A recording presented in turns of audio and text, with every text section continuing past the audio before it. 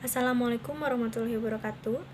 Sebelumnya, perkenalkan nama saya Silpa Adusa, saya dari kelompok 6 Teknopreneur dengan rekan saya yang bernama Rika Yuliana dan Rizka Apriliani. Di sini saya akan sedikit menjelaskan tentang ide awal bisnis dari hobi atau hal yang disukai, karena hobi bisa menjadi salah satu pilihan terbaik sebagai ide bisnis. Selain menjadi sesuatu yang menyenangkan, ternyata hal tersebut bisa menjadi peluang bisnis jika kita ingin mencobanya. Sebenarnya ini lebih pada sudut pandang terhadap hobi tersebut. Misalnya kita suka mengoleksi sepatu atau sneaker. Jika dilihat dari sudut pandang orang biasa, mungkin hanya terlihat bahwa sepatu tersebut hanya sekedar bagian dari passion yang umumnya digunakan setiap hari. Namun, jika kita coba lihat dari sudut pandang bisnis, maka koleksi sepatu bisa menjadi ide bisnis. Ada beberapa ide bisnis yang mungkin bisa kita coba dikembangkan dari koleksi sepatu tersebut, seperti menjadi reseller, membuka jasa pembelian dari luar negeri, dan menjual sepatu bekas. Menyusun ide bisnis. Pelaku bisnis harus bisa memahami dan menyusun ide bisnis bagi perkembangan bisnis mereka.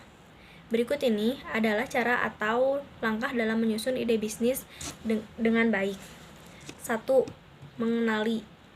Pelajari dan pahami secara menyeluruh, mendalam mengenai bentuk, potensi, dan segala tantangan yang ada pada bisnis. Dalam tahap ini, kita bisa menggunakan teknik analisis SWOT. Ini adalah langkah awal yang sangat penting untuk membangun bisnis yang sesuai dengan keinginan dan dapat memberikan keuntungan maksimal. Dengan mengenali bisnis yang dimiliki, kita akan mengetahui langkah seperti apa ke depan dan memahami setiap resiko yang mungkin bisa terjadi. Tentukan arah. Yang kedua, pandangan yang terarah mengenai tujuan dan sasaran perusahaan memang harus dimiliki seluruh pebisnis.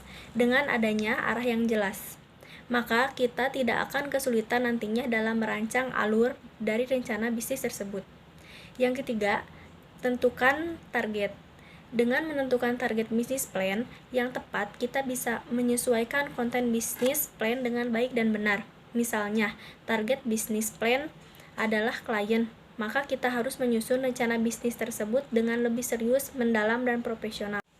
Lalu yang keempat yaitu tulis rencana bisnis. Jika sudah memahami ketiga langkah tersebut, maka kita bisa langsung menulis rencana bisnis. Berikut adalah beberapa yang perlu ditulis dalam bisnis plan, yaitu yang pertama, produk dan layanan atau konten. Sebelum memulai untuk berbisnis, jangan lupa untuk menjelaskan mengenai produk serta pelayanan yang akan diberikan. Yang kedua, kompetitor. Bagian ini merupakan hal terpenting untuk diketahui sebelum melakukan sebuah bisnis. Kekuatan dan kelemahan harus dianalisis dengan baik agar kita dapat menghasilkan sesuatu yang berbeda dan lebih baik dari mereka. Yang ketiga, target audiens dan klien. Setiap pebisnis harus memiliki target pasar seperti klien, seperti apa yang menjadi target utama kita, misalnya karyawan kantor, maka kita membuat sesuatu yang dapat menarik minat para karyawan tersebut.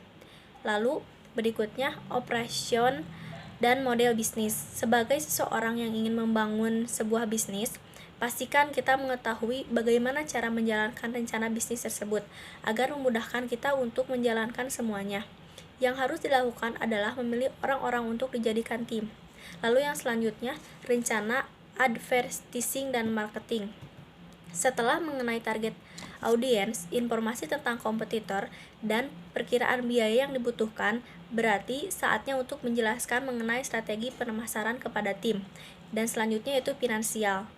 Jika kita memulai bisnis baru atau startup, sejak awal sudah harus menentukan biaya permulaan. Mulai dari biaya registrasi bisnis, biaya branding, pengembangan website, produk, investasi, hingga biaya operasional. Cantumkan seberapa penting peran investor dan sumber pendanaan dalam bisnis yang kita jalani. Yang selanjutnya, hal lain yang mungkin diperlukan jika semua perencanaan sudah tersusun dengan rapi dan terkonsep, yang harus dilakukan adalah melakukan riset kecil terhadap bisnis kita.